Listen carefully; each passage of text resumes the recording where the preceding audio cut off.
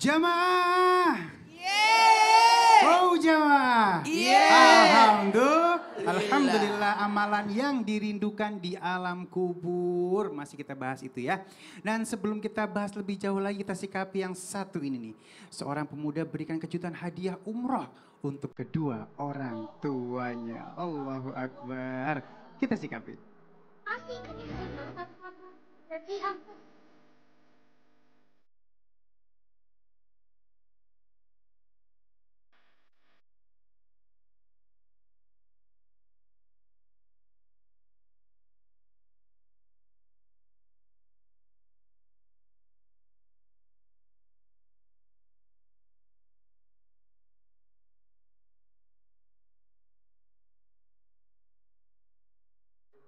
Mata saya ini. Iya sama. Iya. Ya Allah ya Rob, jadi aku pengen umroh lagi gitu loh Bang Ali. Umroh lagi bagus. Lagi berarti sudah Pengen umroh. banget, tolong dong Bang, aku dikasih hadiah gitu loh, surprise ke Aduh, nggak bagus itu. lagi gitu. Kita pengen lagi saya terus terang Bang. Oh iya, saya juga tadi mau minta sama ibu maksudnya. Gimana kalau misalnya kita minta yang paham aja nih? Iya, ayo kita minta Ustadz ke Maulana. Pak Dosen, Ya. Pak Dosen minta Pak Ustadz. Gini Bu, insya Allah kalau ibu mau berangkat Iya, umroh iya. gampang. Gampang. Gimana? Daftar. Dah iya, orang mau minta. Terus Orang lagi yang minta. bayarin siapa Pak Yang bayarin Ustadz? suami ibu. Enak Masya Allah dong, ya. pengennya Pak Ustadz yang ngasih aku Oh, umroh gitu ya. atau Bang Ali gitu. Aku nggak enak ngomonginnya. Iya. Ya. Soalnya saya masih banyak tetangga. Tapi gini poinnya, mudah-mudahan anak-anak kita bisa memuliakan kita ya. Amin, Kalau amin, mau amin. dimuliakan sama anak-anak kita harus bisa memuliakan orang tua kita. Terima Amin, kasih. insya Namanya siapa Allah. maaf? Nama saya Gunanti, Gunanti. dari Agrianita IPB Masya University. Allah, terima kasih Umi. Sami-sami. Berkah selalu salam buat keluarga. Ya tepuk tangan dulu. Baik, ini Masya Allah kita minta ilmunya dari guru kita yang dimuliakan Allah Subhanahu Wa Taala, Ustadz Abi Maki. Ini masalah badal haji nih Abi. Iya. Ya, ini banyak orang yang udah dengar tapi nggak tahu ilmunya, paham tapi nggak tahu gimana cara ngelaksananya. Mohon ilmunya Bu. Iya, bismillah. Subhanallah, Masya Allah, Tabarakallah, ketika ada satu hal yang Masya Allah kita banggakan, yakni membanggakan dengan menyempurnakan daripada rukun Islam ini. Ingat kalimatnya dalam Al-Quranul Karim, wa atimmul hajja wal umrata lillah.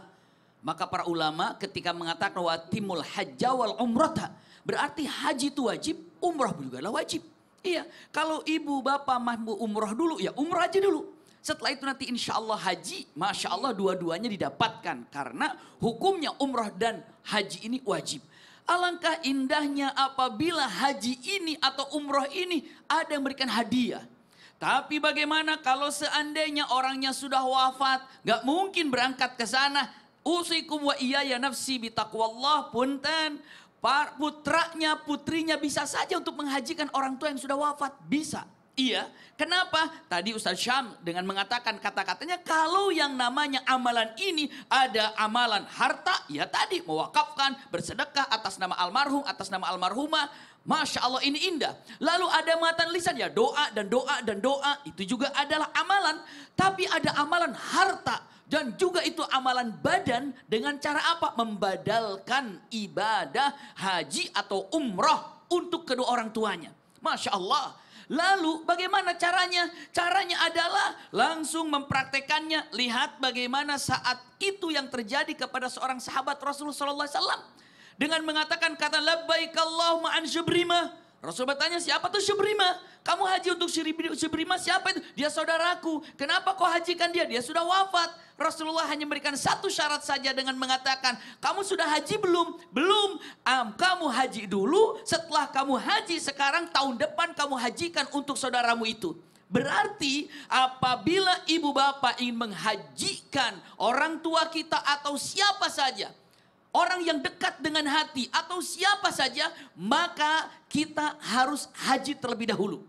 Iya, dan ingat, usikum wa iyaya nafsi bitaqwallah, tidak akan pernah ada orang yang bosan melaksanakan haji atau umrah. Kenapa? Karena Al-Quran mengatakan wa idh ja'alallahu al-baita mathabatan linnas. Mathabatan kalau diartikan dalam terjemah itu kiblat. Tapi kalau para ulama ahli tafsir, mathabatan artinya adalah kullama zada zarahu, kullama zada hubbuh. Setiap kita berkunjung ke Mekah, maka bukan yang namanya kerinduan hilang, justru makin bertambah dan makin bertambah. Maka jangan disalahkan kalau ada orang umroh berkali-kali, haji berkali-kali. Memang itu kerinduan yang ada dan kerinduan yang indah.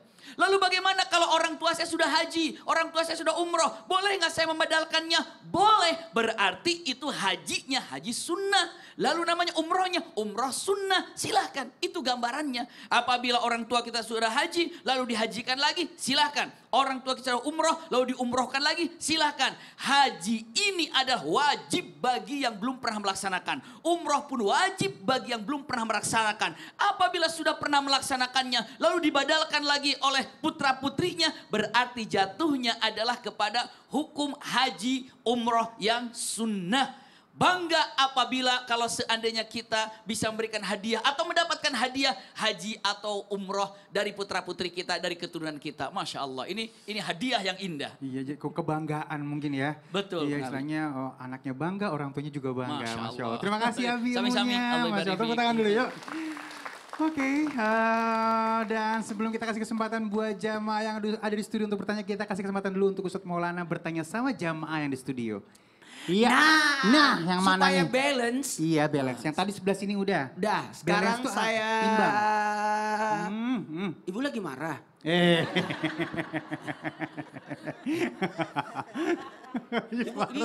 Dia mungkin begini, kok dari tadi aku itu kamera nggak pernah ambil muka saya ya? Sekarang udah diambil. Silakan perkenalkan diri. Baik, terima kasih. Assalamualaikum warahmatullahi wabarakatuh. Waalaikumsalam warahmatullahi wabarakatuh.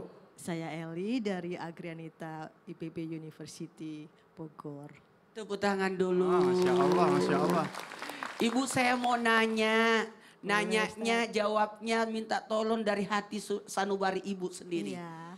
Tidak usah lihat mana-mana, tidak usah dengerin yang kiri kanan karena dia juga nggak bisa jawab. Pernah nggak ibu memesankan kepada anak-anak, nak, kalau ibu nanti sudah meninggal, tolong nak jalin silaturahmi kepada keluarga. Kampungnya ibu di mana? Gak punya kampung, Ustaz. Ada orang gak punya kampung. Dia nih. Pasti. Iya. Ibu kotanya lahir di mana? Lahirnya Di Bogor. Iya. Ya. Ibu punya rumah orang tua? Ya. Saudara-saudara? Enggak ada. Family. Family. Family menyebar. Pernah nggak pesanin sama anak supaya bisa bersilaturahmi? Selalu Ustaz, Coba, insya Allah. Jadi ya anak-anakku semuanya selalu jaga silaturahmi dengan saudara-saudara, dengan saudara dari ibu, dengan saudara dari bapak, dan juga kerabat dan teman-teman dari ibu dan bapak. Mantap, tepuk tangan dulu. Dari persatuan apa namanya? Agrianita Iya, itu dia. Ustaz. Agranita. Agranita. Agraniat, ya itulah. Ya, ya. Susah nyebutnya.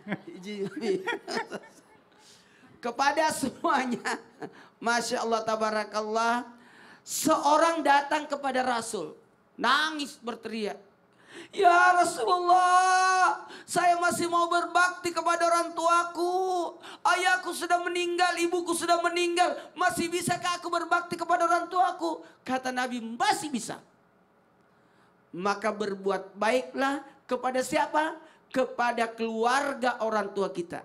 Ketika kita berbuat baik kepada orang tua kita, itu menyambung silaturahimnya orang tua kita. Betapa senangnya orang tua kita jikalau kita berbuat baik kepada orang-orang yang dicintai orang tua kita. Siapa itu? Saudaranya. Siapa itu? Kerabatnya. Siapa itu? Sahabatnya. Itu. Betul tadi Ibu? Sahabat-sahabatnya orang tua. Orang tuaku, ayo masuk. Siapa itu? Dia adalah sahabatnya orang tuaku. Jadi kalau mau bikin acara untuk misalkan ada acara haul, acara ingat berzikir atau takziah buat orang tua, tahlilan atau apa baca doa bersama sedekah orang tua, cari dulu sahabat-sahabatnya orang tua. Biasanya sahabat-sahabat orang tua yang biasa satu majelis taklim. Itu selalu atau biasa kumpul-kumpul keluarga. Disinilah gunanya silaturahim. Selain menjadikan orang tua memanjangkan, ingat ya, yang tertutup itu cuma amalnya. Pahalanya masih bisa nyambung. Apanya? Pahalanya masih bisa nyambung. Lalu ketika kita menyambungnya, menjadilah kita anak soleh. Tuh 2, 3 anak. Soleh. Tuh 2, 3 anak. Soleh. Tahu nggak anak soleh? Anak soleh itu adalah anak yang melanjutkan kebaikan orang tua. Insya Allah. Kadang-kadang emang orang tuanya udah nggak ada, putus hubungan sama family. Tidak bisa. Makanya saya tanya, kampungnya ibu di mana? Tetap kembali ke kampung. Biasanya orang tua itu datang ke kampung. Makanya orang tua itu biasakan bawa anak-anak ke keluarga. Kenalin siapa sepupunya, siapa ininya. Enak kumpul-kumpul keluarga. Iya, jadi paham ya. Paham. Terima kasih guruku ilmunya. Tepuk tangan dulu yuk. Baik, kita masuk ke dalam segmen Tanya Dong Ustadz. Kami semua tanya dong Ustadz. Baik, siapa yang mau nanya? Oh iya, Ustadz masih ngapalin Agra? Agranita. Agranita. Baik, silakan Umi. Assalamualaikum warahmatullahi wabarakatuh. Waalaikumsalam warahmatullahi wabarakatuh. Perkenalkan, nama saya Wati dari Agrianita IPB University Bogor. Tepuk tangan dulu yuk. Tanya dong Ustadz. Iya, silakan. Saya mau bertanya dengan Ustadz Syam. Ustadz Siap Ibu, silahkan. Kalau kita ibadah, misalkan ngaji Al-Quran, kemudian kita sedekah, tetapi kita tidak niat atau kita tidak menyebutkan nama orang tua kita yang telah wafat. Apakah orang tua kita yang telah wafat otomatis mendapatkan aliran pahalanya di kuburnya Ustadz? Mohon penjelasannya. Assalamualaikum warahmatullahi wabarakatuh. Waalaikumsalam warahmatullahi wabarakatuh. Ini istilahnya dia melakukan hal yang baik ya, tapi nggak diniatin. Kira-kira dapat nggak, nyampe nggak nih amalannya? Baik, saudara tabe guruku Ustaz Maulana Abi, Bang Ali serta guru-guru kami yang Allah Subhanahu wa taala, Al-Qur'an surah Ar-Rahman ayat 1 sampai seterusnya. A'udzu billahi minasy syaithanir rajim. Allah. Bismillahirrahmanirrahim. Ar-Rahman 'allamal Qur'an, khalaqal insan,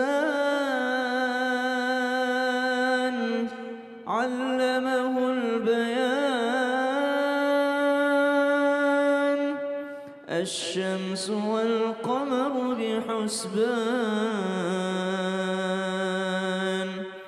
wan najmu wasy-syajaru yasjudan, was-samaa'a rafa'aha wa wada'al mizan, alla tatghaw fil mizan, wa aqimul wazna bil qisti wa la tukhsirul mizan.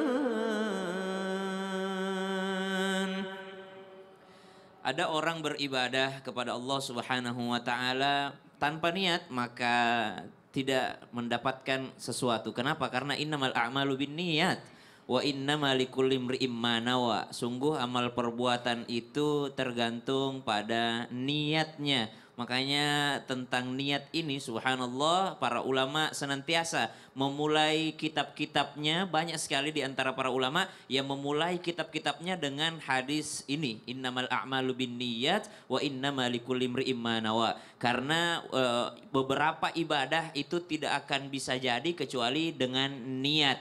Hanya beberapa ibadah saja yang tidak perlu dengan niat.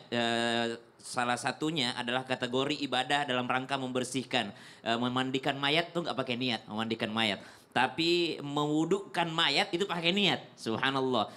Tidak wajib niatnya memandikan mayat, memandikannya wajib. Mewudukkan mayat tidak wajib mewudukkan, tapi niat mewudukkannya wajib. Subhanallah. Kemudian seperti bayar hutang. Bayar hutang tuh nggak perlu niat. Ibadah juga namanya itu.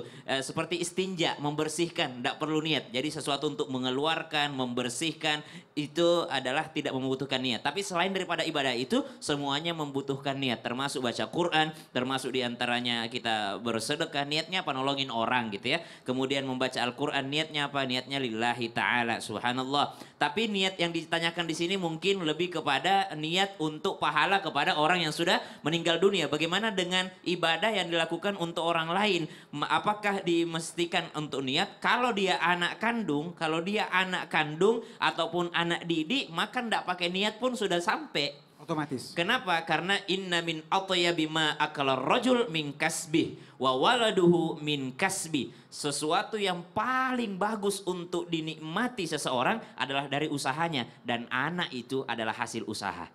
Jadi apa yang diusahakan oleh anak, maka orang tuanya otomatis akan dapat walaupun dia tidak berniat. Allah Begitu juga kalau keburukan, ya bisa jadi keburukan juga. Subhanallah. Apalagi kalau orang tua yang ngajarin dia baca Quran. Subhanallah, itu pahalanya luar biasa itu. Masya Allah. Terima kasih guru ilmunya. Aduh, makanya untuk ngajarin Al-Quran anak-anak kita yang pertama kali kalau bisa kita sendiri ya Bu ya. Biar pahalanya ngalir ke kita ya. Baik, siapa lagi yang mau nanya? Yang sini dulu ya. Oh, oke. Baik Umi silakan. Agrianita. Ya. Assalamualaikum warahmatullahi wabarakatuh. Waalaikumsalam warahmatullahi wabarakatuh. Perkenalkan, nama saya Leni dari Agrianita IPB University Bogor. Iya, tepuk tangan dulu yuk. Agrianita guru. Ya, silakan. Saya ingin bertanya kepada Abi. Abi, ya. Abi, Kelihatannya akrab banget ya. Emang namanya kan Ustabi Maki. Dipanggilnya Abi, ya Allah. Abi, Ya. apakah doa sepasang suami istri bisa menjadi amalan ketika mereka sudah meninggal? Misalnya nih, suaminya sudah meninggal, istrinya menikah lagi. Mau kemana? Mau kemana? Sini dulu guru. Ya, jadi udah ada makmum lain ya, udah beri. Terus. Nah, pertanyaan berikutnya adalah, apakah doa dari istri yang telah menikah lagi ini bisa sampai kepada suaminya yang telah meninggal tersebut? Kan jelas mereka statusnya sudah tidak suami istri lagi. Iya. Terima kasih Abi. Assalamualaikum warahmatullahi wabarakatuh. Salah. Untung contohnya suaminya meninggal, bukan istrinya meninggal. Seandainya istrinya meninggal, saya contohnya. Baik, silakan Abi. Masya Allah, jazakillah khair. Masya Allah pertanyaannya. Izin Ustadz Nur Maulana, Ustadz Syambang Ali, Allah ibarik fi. Subhanallah, dengan mengatakan doa itu sampai nggak ya? Kejadian seperti sangat-sangat sampai, tidak masalah.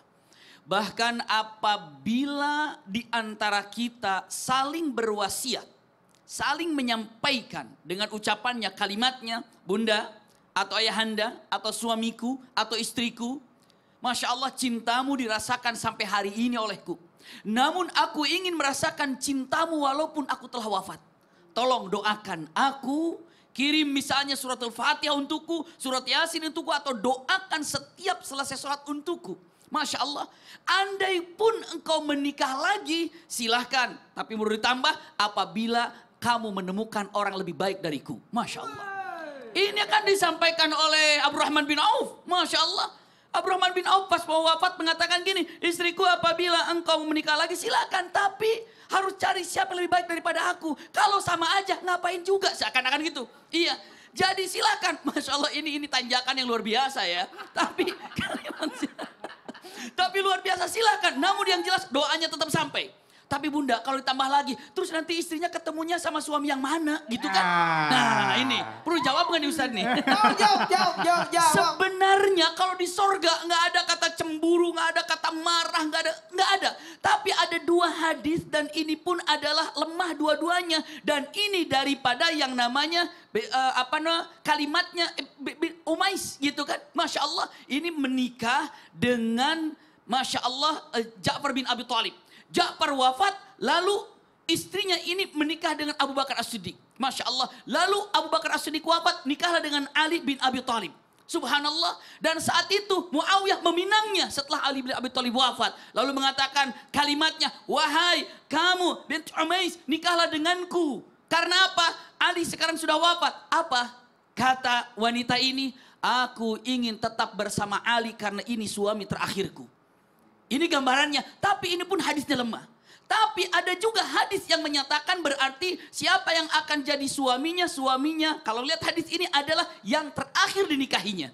Iya, tapi ada juga sama dengan Umais juga dengan mengatakan Asma binti Umais dengan mengatakan ucapannya kalimatnya, Masya Allah ketika Ali bin Abi Thalib bertanya, kamu mau sama siapa nanti? Apakah mau bersama Abu Bakar atau saudaraku Ja'far atau bersamaku?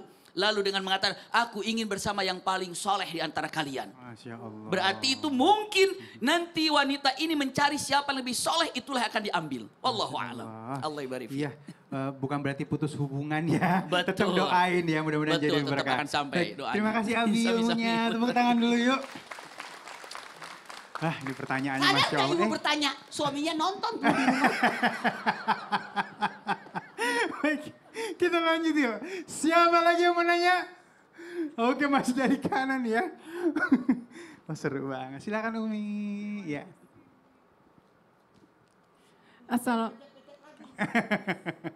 Ya. Assalamualaikum warahmatullahi wabarakatuh. Waalaikumsalam warahmatullahi wabarakatuh. Perkenalkan saya Irma Barus dari Agrianita, IPB University.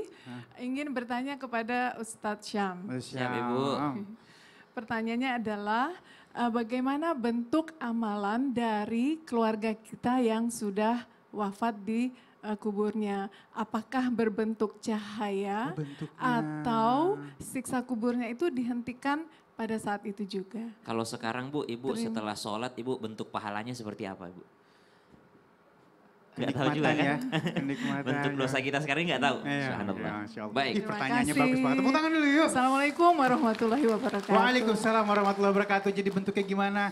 Apakah dalam bentuk minuman atau makanan dulu udah bilang gitu ya. Silakan Guru. Sudah dan tabi guruku Abi Ustadz Maulana Bang Ali serta guru-guru kami dimuliakan Allah Subhanahu wa taala. Al-Qur'an surah Ghafir ayat 46. A'udzu billahi minasy syaithanir rajim.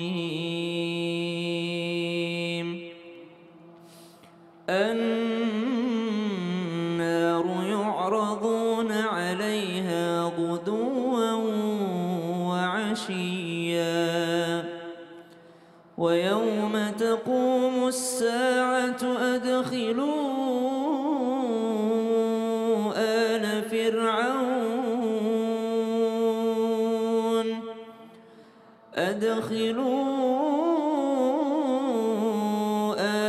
فرعون أشد العذاب.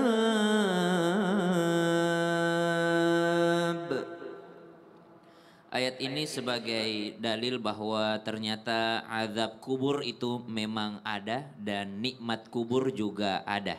Salah satu nikmat kubur itu adalah sesuatu yang dikirimkan oleh orang yang masih hidup kepada orang yang telah berada di alam barzakh. Karena Nabi SAW mengingatkan kepada Sayyidina Ali karramallahu wajhah dan sampai kepada kita semua, ya Ali, wahai Ali, tasaddaq ala mautaka, bersedekahlah untuk orang matimu, fa innallaha qad wakkala malaika, karena sesungguhnya Allah mewakilkan kepada para malaikat, yahmiluna sadaqatil ahya ilaihim, untuk mengantarkan sedekahnya orang hidup kepada mereka yang telah meninggal dunia. Jadi tugas malaikat salah satunya jadi kurir, Bu. Tapi jangan bayangin kurir paket. Mereka kurir kebaikan orang yang masih hidup kepada orang yang telah meninggal dunia. Wallahu ta'ala alam bentuknya seperti apa. Tapi bisa kita mengambil penggambaran bahwa orang yang meninggal dunia itu bagaikan orang yang tenggelam. Maka kami mengambil ibarat bisa saja sedekah yang dilakukan orang yang masih hidup kepada orang yang meninggal dunia itu nanti bentuknya seperti pelampung. Jadi semakin banyak yang dikirimkan semakin dia tidak tenggelam. Mereka akan mendapatkan fasilitas yang luar biasa dari Allah Subhanahu wa taala, dan fasilitas tersebut sampai-sampai mengatakan bahwa mereka ketika dibangunkan ingin dipindahkan ke alam selanjutnya, mereka mengatakan kita mau kemana, bukankah ini sudah surga, saking indahnya yang mereka rasakan di alam barzakh. Subhanallah, salah satu wasilahnya karena ibadahnya orang yang masih hidup, waladin saleh yad'ula, sedekatin jariyah, ilmu yang bermanfaat, itu semua bermanfaat kepada mereka. Dan ternyata kebahagiaan orang yang sudah meninggal dunia itu melebihi kebahagiaan ketika mereka beramal sendiri ketika di dunia. Subhanallah. Kenapa lebih bahagia mereka dikirimin doa dibandingkan berdoa sendiri ketika di dunia? Karena waktu dikubur udah nggak bisa lagi. Kita kalau udah nggak bisa ngapa-ngapain, ada yang bantuin kita, enak banget tuh rasanya. Enak banget. Subhanallah. Nikmat. Dalam kubur udah nggak bisa ngapa-ngapain, terus ada yang mewakili di dunia, itu sangat membahagiakan sampai mereka berkata, Allahumma ufir liman nawwara qabrana, ya Allah, ampuni dosanya yang telah memberikan cahaya untuk kubur kami. Wa basyirhu bil jannah kama basyarna biha, dan berikan mereka kabar gembira surga sebagaimana hari ini mereka menggembirakan kami. Itu yang dikatakan orang tua kita dalam kubur. Subhanallah. Ya Allah, nikmat ya, Masya Allah. Terima kasih. Sama-sama Bang Ali. Aduh. Ya Masya Allah, mudah-mudahan jadi manfaat buat kita semuanya. Langsung kita amalin ya. Jangan kemana-mana, tetap bersama kami di Islam Itu Indah. Jamaah, Alhamdulillah.